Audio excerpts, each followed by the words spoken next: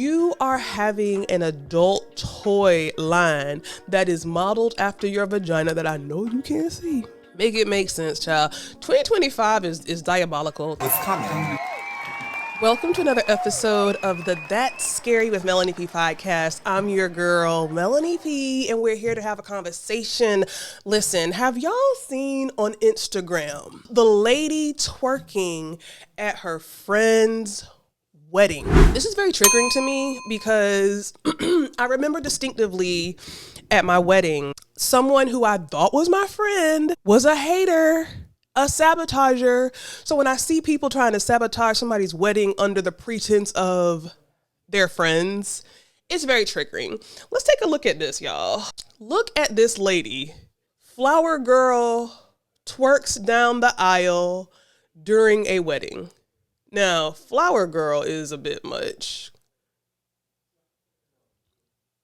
Do you see this? I wish you would. That's disgusting. That is disgusting. All the way down, scrubbing the ground. I'm honestly wondering if she was drunk. Because you know it's a wedding. People get the jitters. Maybe they get drunk. I want to know so much about this. Because why is there a grown woman that's a flower girl, number one? Number two, if she's a flower girl, why is her midsection showing? Why is her butt jiggling? I'm very confused. I am very confused. Here's the thing. If this was me, if this was my wedding, which it wouldn't be because I would never have a grown woman being a flower girl. But if this was my wedding, one of my bridesmaids, one of my friends better escort this lady. You're not going to scrub the ground down my $1,000 middle section that you're walking on. You're not going to do it. You're not a friend. You're not a friend. And I better have one of my friends escort her before she takes another step out my wedding. Period, point blank. It also brings up the thought of like, okay, a lot of people are doing this thing now at weddings where they have choreography. I have seen so many weddings, especially in this age of social media, where the brides will have a whole segment where they do a whole Beyonce or whatever choreography. I think this is the most classless thing you can do.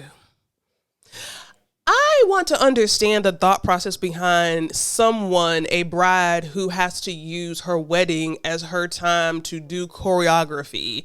Like, I'm thinking about a wedding, I'm not going to say who, not very popular person, but you may know them, but there's a couple who got married.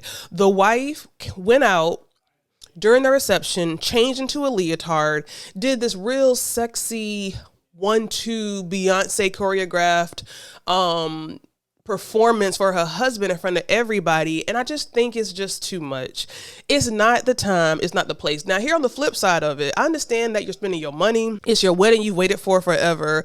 But choreography, to me, I feel like you need to heal your inner child. Like there's something to where something ain't right. There's no way at my wedding I would have did no choreography, child. There's no way. This is where we need to kind of more align ourselves with the tradition of it all. You know what I'm saying? Like we get so far from tradition. I think, it's cool. Elevate. We get it. Grow. Do something new. But child, you're not about to twerk. You're not about to do no choreography. Am I saying that right? Choreography. Lord, oh my God, Jocelyn Hernandez. Is that choreography? You're not about to use a wedding to do choreography. I am really Jocelyn Hernandez right now, child. This is why I gotta stop watching reality TV so much because now I'm saying shit wrong. Another thing that I'm not here for that I'm gonna throw in here that is just diabolical to me. Rapper Dank Demoss. She came on our scene with her layers of body, okay, her lawsuit against Lyft, and she was on Breakfast Club, child. When I tell you that was the most funniest. Got it. Yep. It's the only seat y'all got? What you want? What you need? There's one more. A bigger chair or something. Is she already little? We had That's what I'm talking about. Good. This is accommodation. Improper English. That was literally the funniest thing I've ever seen. When I tell you I laughed, when Charlamagne the Guy went and pulled a whole couch for this lady to sit on, who is suing somebody who didn't even want them to sit in the back of their car, but yet you need a whole entire couch to sit on to have an interview. Please, if you have not watched it, you have to watch the Dank Demoss Breakfast Club interview. If you ever feeling sad, watch the Dank Demoss interview. If you ever need a laugh, watch the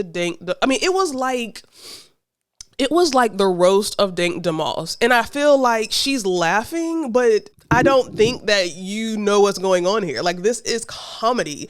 This is literal comedy. But anyway, she has announced an adult toy line inspired by her FUPA. Dank Demoss, the rapper who made headlines after accusing Lyft of discrimination, is now hinting at a new business venture, her own adult toy line. In a recent video, Dank revealed that the products would be modeled after her own FUPA and vagina.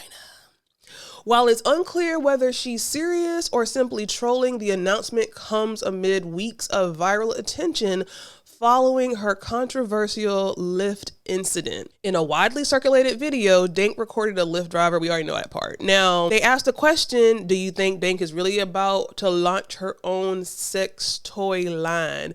Now, here's the thing.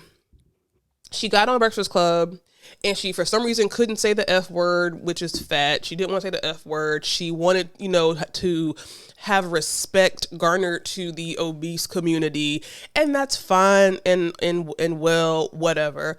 But you are having an adult toy line that is modeled after your vagina that I know you can't see. And your FUPA? Make it make sense, child. 2025 is diabolical. 2025 is diabolical. I'm wanting to understand how the FUPA is going to be used in the sex toy of it all. So a FUPA is the fat upper pussy area, right? So that's the stomach area.